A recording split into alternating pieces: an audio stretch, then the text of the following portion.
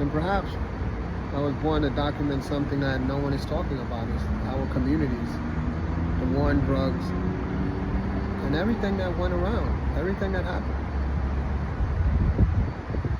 You know, I was raised with Dominicans from the 80s when they started migrating to the United States.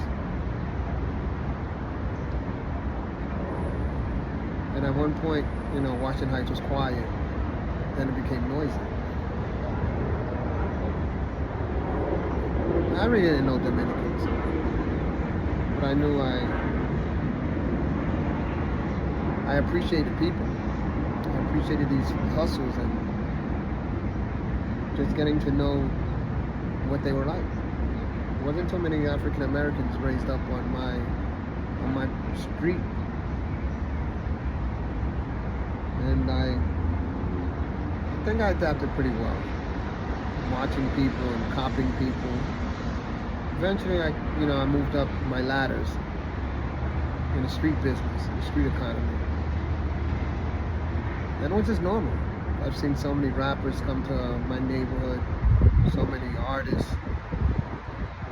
You know, when I was a young boy, I grew up watching Eddie Murphy's movies and loving Eddie Murphy. And I actually got to meet his brother, Vernon Murphy. He even came to our community back then. And it was a pleasure to see somebody that looked like Eddie Murphy. I've seen, you know, Terror Squad, Jay-Z,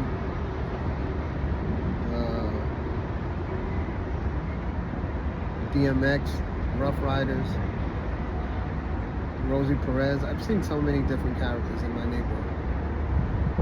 But when I would see these people in my neighborhood, I didn't think much of them. I just, you know, see them on TV, then you see them in person, and everybody looks at them like if they're superheroes, and I would go back to normal.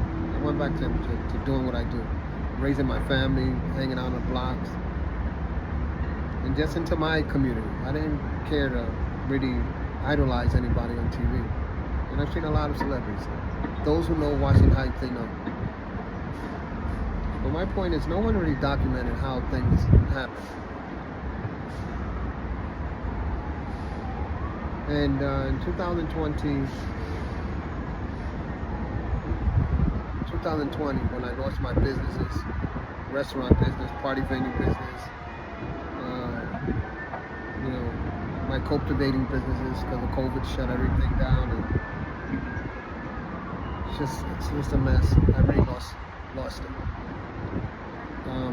I've been struggling all my life to sustain something secure.